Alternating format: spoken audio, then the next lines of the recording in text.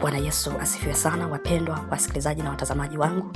Je, unazijua dalili za mtu ambaye ni mfungwa kiroho? Dalili ambazo mtu yuko katika utumwa wa kiroho. Jambo la kwanza, mtu aliye katika utumwa wa kiroho anaweza kuonyesha kushindwa kuacha dhambi fulani. Maombi bila nguvu, maombi yake yanakuwa hayana nguvu, anasinzia, anachoka kila mara anapoomba. Lakini huyu mtu anakosa amani, anakuwa na chuki, anaota ndoto za kutisha na kurudia hizo ndoto. Maisha ya kushindwa bila sababu za wazi. Huyu mtu anapata madhara ya utumwa wa kiroho. Kwa mfano, kukosa amani ya moyo, huzuia baraka za Mungu. Utumwa huu unaharibu mahusiano, hulemaza huduma ya mtu, lakini huyu mtu huweza kumsababishia kifo cha kiroho. Biblia inasema katika kitabu kile cha Yohana kwamba basi mwana akiwaweka huru mtakuwa huru kweli kweli. Kwa hiyo utumwa wa kiroho unavunjwa kupitia damu ya Yesu Kristo. Kupitia Yesu Kristo, mtu akimpokea Bwana kuwa Bwana na Mwokozi, anapata uhuru, anapata amani, anapata hekima. Biblia pia katika kitabu kile cha Wagalatia 5 mstari wa kwanza anasema simameni imara basi katika ule uhuru Kristo aliyotuweka huru. Lakini pia anasema Roho wa Bwana alipo, mahali ambapo Roho wa Bwana yupo, hapo ndipo pana uhuru. Katika kitabu cha Wakorintho wa pili mstari wa 3 mstari ule wa 3, Wakorintho wa pili sura ya 3 mstari wa 17. Basi tuendelee katika somo letu. Amen. Neema ya Bwana wetu Yesu Kristo na upendo wa Mungu, ushirika wa Roho Mtakatifu ukae nasi sote sasa na hata milele. Amen. Bwana Yesu, tunakushukuru kwa ajili ya asubuhi iliyo njema, jana na jioni iliyo njema. Tunakuomba uwe pamoja nasi katika kipindi hiki, katika jina lako Yesu nikiomba na kuamini. Amen. Bwana Yesu asifiwe sana, wapendwa wasikilizaji na watazamaji. Kama kawaida, ni masomo ya siku kwa siku kwa habari ya neno la Mungu. Na mimi hapa ni mtumishi Howard Mayemba kutoka huduma ya upendo wa Yesu kwa mataifa, Global Love of Jesus Ministry, ikiwa imejikita kupeleka habari njema kwa mataifa yote. Ndugu zangu, leo tunakwenda kuangazia somo linalosema utumwa wa kiroho. Utumwa wa kiroho. Ndugu zangu, utumwa wa kiroho ni hali ambayo mtu anakuwa amefungwa, kutawaliwa na kuthibitiwa kiroho bila yeye kutambua au hata kwa kutambua, lakini akashindwa kujinasua. Mtu anaweza kawa amefungwa katika mazingira magumu, katika mazingira ya ajabu, katika mazingira ya kutisha. Utumwa wa kiroho humzuia mtu kuishi kulingana na mapenzi ya Mungu, kumsikia Roho Mtakatifu kwa uhuru na kutembea katika wokovu wa kweli. Biblia inatufundisha wazi kwamba Yesu Kristo alikuja kuwaweka huru waliofungwa.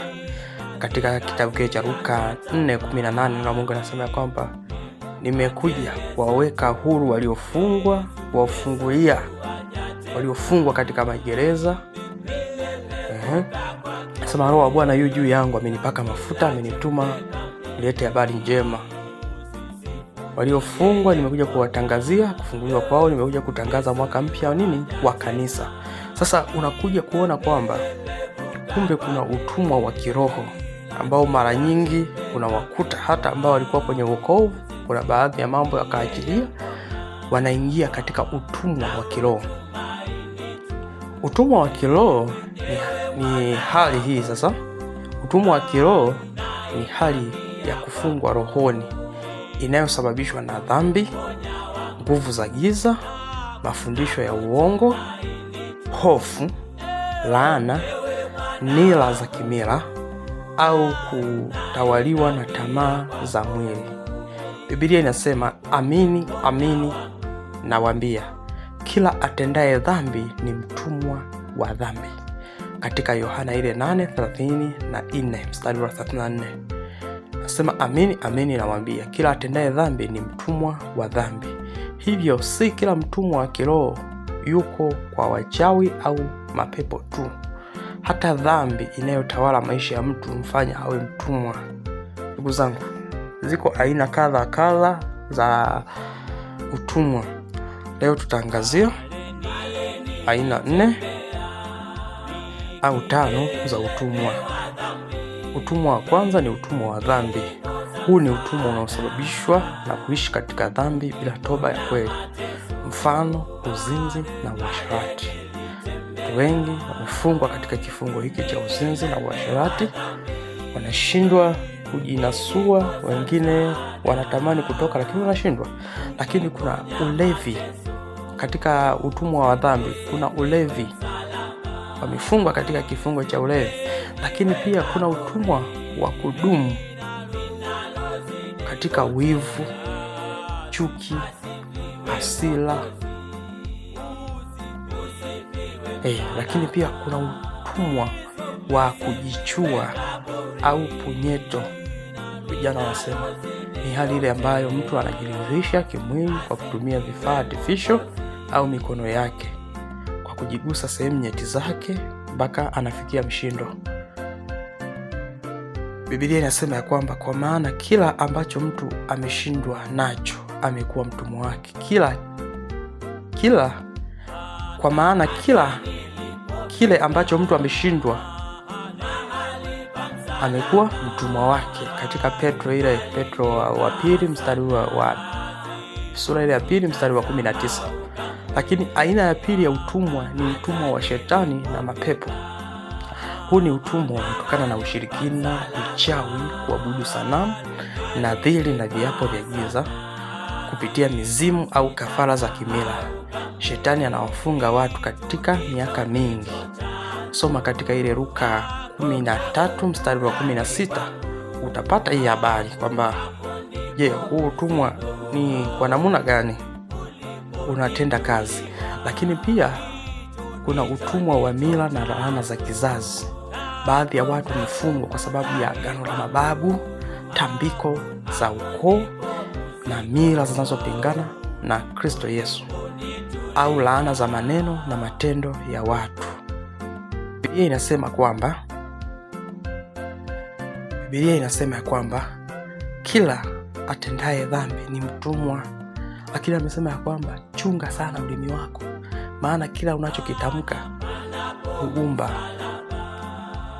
Kwa hiyo Biblia inasema Bwana huadhibu uovu wa baba juu ya wana hata kizazi cha 3 na cha 4, katika Kutoka ile 20:5. Lakini katika Kristo laana huvunjwa. Katika Kristo laana zote zimevunjwa. Lakini pia utumwa wa 4 ni utumwa wa mafundisho ya uongo. Huu ni utumwa hatari sana, kwa sababu mtu udhani yuko sahihi kiroho, kumbe amepotea. Mfano, injili potofu badala ya neema, unahubiriwa habari ya pesa pekee. Tunasema ni injili za utajirisho. Lakini pia kuna mafundisho yanayomtoa Yesu katikati. Biblia inasema mtaijua kweli nayo hiyo kweli itawaweka huru, katika Yohana 8:32. Lakini utumwa mwingine ni utumwa wa akili na hisia. Utumwa wa akili na hisia, watu wengi wamefungwa kwa hofu, msongo wa mawazo, kujiona hawafai, maumivu ya zamani, kinyongo na kutosamehe. Biblia inasema maana Mungu hakutupa roho ya woga, bali ya nguvu na ya upendo na ya moyo wa kiasi, katika Timotheo 1:7. Dalili za utumwa wa kiroho. Mtu aliye katika utumwa wa kiroho anaweza kuonyesha kushindwa kuacha dhambi fulani, lakini pia anaweza akawa na maombi bila nguvu. Anaweza akawa anasinzia, anachoka kila mara anapoomba. Lakini chuki au kukosa amani moyoni, ndoto za kutisha au kurudiwa mara kwa mara, maisha ya kushindwa bila sababu za wazi. Na madhara ya utumwa wa kiroho: hukosesha amani ya moyo, huzuia baraka za Mungu, huharibu mahusiano, hulemaza huduma na huweza kusababisha kifo cha kiroho. Biblia inasema mwizi haji ili aibe, achinje na kuharibu. Yohana ile 10 mstari ule wa 10. Njia za kuponyoka kutoka katika utumwa ni kumpokea Yesu Kristo kwa toba ya kweli. Yesu Kristo ndio ufunguo huu wa kweli. Anasema basi mwana akiwaweka huru mtakuwa huru kweli kweli. Yohana 8:36. Lakini jambo la pili ni kukiri na kuacha dhambi. toba si tu kusema samahani, bali kuacha kabisa. Amesema yeye afunikae dhambi hatapata kufanikiwa, yeye afichaye dhambi zake hatafanikiwa, bali yeye aziungamaye, katika Mithali 28:13. Kuvunja nira kwa jina la Yesu Kristo. Kwa mamlaka ya jina la Yesu na nira zote huvunjika. Kwa sababu ya kutiwa mafuta, nira itavunjika, katika Isaya 10:27. Lakini kuna maombi ya kufunga. Baadhi ya vifungo haviendi bila maombi ya kina na kufunga. Biblia inasema aina hii haitoki ila kwa kufunga na kwa kuomba, katika Mathayo 21. Lakini kuishi kwa neno na Roho Mtakatifu. Uhuru wa kudumu patikana kwa kuendelea katika neno. Roho wa Bwana alipo, hapo pana uhuru. Palipo na Roho wa Bwana, hapo ndipo palipo na uhuru, katika Wakorintho 3:17. Hivyo basi ndugu zangu, kwa kifupi, utumwa wa kiroho ni hali halisi inayoumiza, inaharibu, lakini uhuru katika Kristo ni wa kweli, wa kudumu na wa nguvu. Hakuna kifungo ambacho damu ya Yesu haiwezi kuvunja.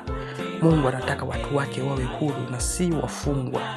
Anasema simameni imara katika uhuru ule Kristo Yesu aliyotuweka huru, katika Wagalatia 5:1. Sasa simameni imara basi katika uhuru ule Kristo aliyotuweka huru. Basi Mungu wa mbinguni akubariki sana. Usisahau kusubscribe, kulike, kushare, comment, na Mungu wa mbinguni akubariki sana.